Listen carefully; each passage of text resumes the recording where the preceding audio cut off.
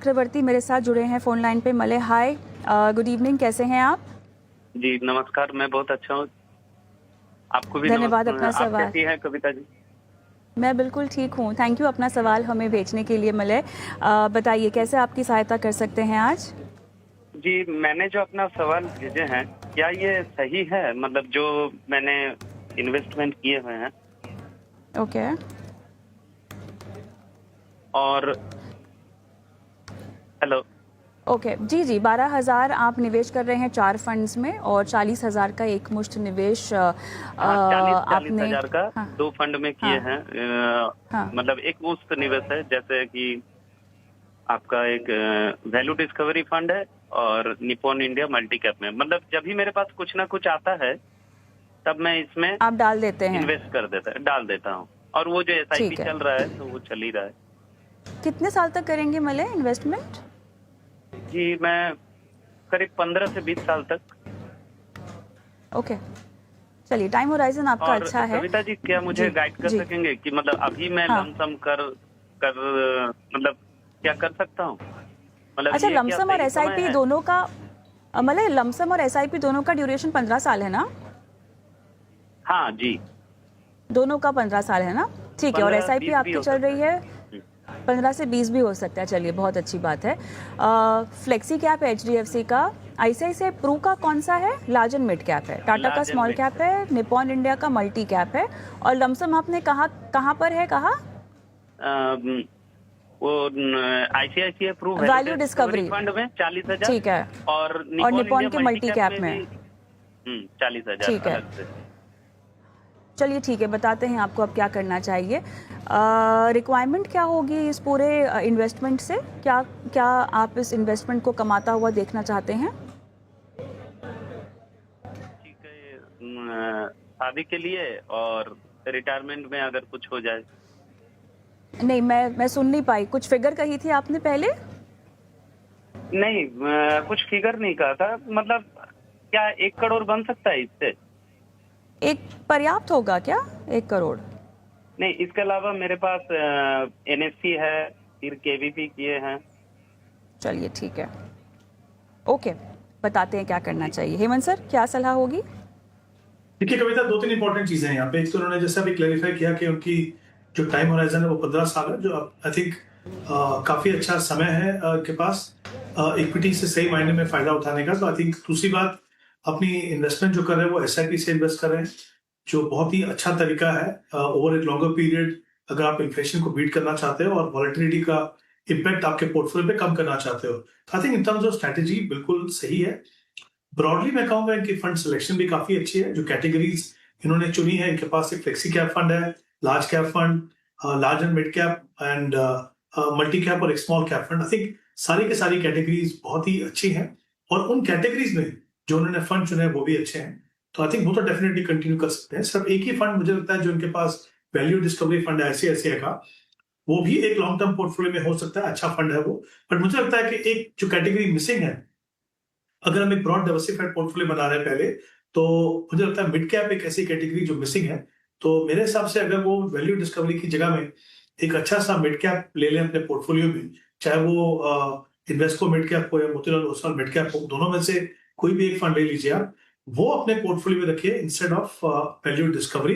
और कोशिश करिए कि जब भी आप एसआईपी बढ़ाएं, तो उस मिड कैप फंड के अंदर अगर अपनी एसआईपी बढ़ाएंगे तो मुझे लगता है वो सही तरीका है। दूसरा, इन्होंने कहा कि क्या इस समय पे लमसम कर सकते हैं। देखिए अगेन, अगर ये सही प्रोपोर्शन में है तो कोई प्रॉब्लम नहीं है। जैसे इनकी अगर इन्वेस्टमेंट है 12,000 पर मंथ, तो यानी 1,44,000 रुपए इन्वेस्ट कर रहे हैं हर साल। तो अगर मान लीजिए इनको 50,000 या 1 लाख रुपए इन्वेस्ट कर रहे हैं लमसम कभी भी, तो वो करते रहे। प्रोपोर्शन में इन्वेस्ट करने का फायदा कविता ये है कि आपको पता है कि आप उसी लमसम के साथ साथ आप एवरेजिंग भी सही तरीके से कर रहे हो। तो अगर आपका कोई टाइमिंग आपको थोड़ा गलत भी हुआ, तो जो आपकी जो एवरेजिंग हो रही है एसआईपी से, वो काफी हद तक मदद करेगी आपको उस सिचुएशन से आपको बाहर लाने के लिए। तो I think as a combination मेरा ये मानना है कि लॉन्ग टर्म में एक जो लमसम और एसआईपी का जो कॉम्बिनेशन है, वो मुझे लगता है बेहतर है, बजाय इसके कि हम सिर्फ लमसम करें या एसआईपी करें। तो I think a combination is always a good option. तो बिल्कुल सही दिशा में है। अगर एक टारगेट बना लेंगे तो मुझे लगता है अच्छा है कि टारगेट बनाने से क्या होता है, आप ये based on assume rate of return आप ये देख पाते हो कि कितना पैसा आप इन्वेस्ट कर रहे हो, क्या वो एडिक्वेट है या नहीं, क्या आपको और पैसा इन्वेस्ट करने की जरूरत है कि नहीं। कहीं ना कहीं ये एक आपके लिए रोड मैप क्रिएट करता है, जो मुझे लगता है एज एन इन्वेस्टर वो काफी मदद करता है।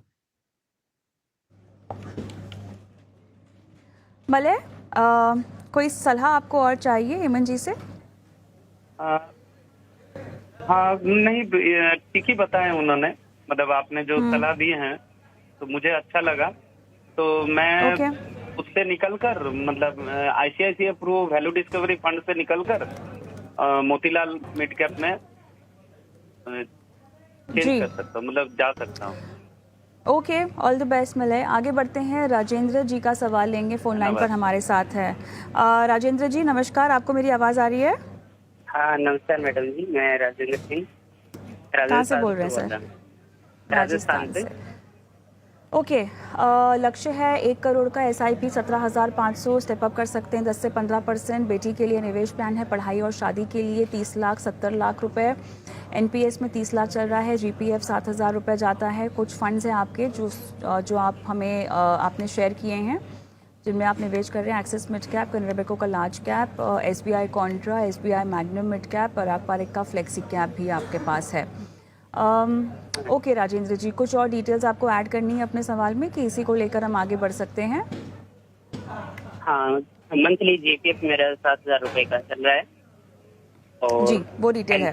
या NPS फंड 30 लाख रुपए है। ऑलराइट, और हेमंत सर, सालाना 10 से 15% स्टेप अप कर सकता हूँ मैडम। जी वो आपने डिटेल डाला है सवाल में, तो मैं सीधा हेमंत सर के पास जाती हूँ आपके लिए जवाब मांगते हुए। हेमंत सर क्या कहेंगे? जी कविता, इन्होंने 2 गोल कहा है, एक 70 लाख और एक 3 लाख 30 लाख की इनको जरूरत है। इनकी जो इन्वेस्टमेंट है SIP के 21,000 है, और शायद उन्होंने कहा कि 10 से 15%, अगर मैं 15% का स्टेप अप मान के चलता हूँ, अगर ये कंटिन्यू करते हैं और इनकी जो करंट इन्वेस्टमेंट है, जो वैल्यू है वो करीब 10.5 लाख रुपए की है, तो करीब करीब 70 लाख का जो कॉर्पस है वो क्रिएट कर पाएंगे। तो एक गोल डेफिनेटली इनका पूरा होगा। 30 लाख की रिक्वायरमेंट जो है वो कहीं ना कहीं उनको अपनी SIP और बढ़ानी होगी, करीब 22 या 23 हजार से उनको अपनी SIP बढ़ानी होगी वो लक्ष्य को पूरा करने के लिए। तो आई थिंक सबसे पहला तो आपका फोकस वहां पे रहने के कितना जल्दी हो सके आप अपनी SIP के अमाउंट को बढ़ाएं। कुछ चेंजेस हैं पोर्टफोलियो में, मुझे लगता है 2 मिड कैप फंड है, एक मिड कैप फंड है जैसे SBI मिड कैप फंड, तो मुझे लगता है उससे बेहतर फंड्स अवेलेबल है। मैंने 2 फंड्स की बात की थी कुछ देर पहले, इन्वेस्को या तो मोतीलाल ओसवाल मिड कैप, वो बदल लीजिए। दूसरा इनके पास फंड है axis mid cap, 2 mid cap fund की मुझे लगता नहीं वो जरूरत है, तो वो आप डेफिनेटली उसमें आप एक large and mid cap fund देख सकते हो। तो अगर आप मान लीजिए इन्वेस्को मिड कैप लेते हो तो फिर लार्ज एंड मिड में आप Motilal Oswal large and mid ले सकते हो। तो ये 2 बदलाव करना है। तीसरा, इनके पास एक ऑलरेडी फ्लेक्सी कैप है और एक लार्ज कैप फंड भी, कैनरा बैंक लार्ज कैप। तो मुझे लगता है कि फ्लेक्सी कैप को वो रिटेन करें और जो लार्ज कैप फंड है उसकी जगह में एक लार्ज एंड मिड कैप रखें, तो वो बेहतर है, जो ICICI लार्ज एंड मिड हो सकता है। तो 3-4 इनको चेंजेस करने की जरूरत है अपने पोर्टफोलियो में, और जैसा मैंने शुरुआत में कहा SIP के अमाउंट को बढ़ाना होगा अपने दूसरे लक्ष्य को पूरा करने के लिए। ऑलराइट, राजेंद्र जी कुछ सवाल पूछना चाहते हैं? सर मुझे जैसे लार्ज एंड मिड कैप एक फंड रखना होगा। हाँ, ठीक है, SBI मिड कैप है, मैं इसको अभी नवंबर में ये पूरा बंद कर दूंगा। Okay, all the best.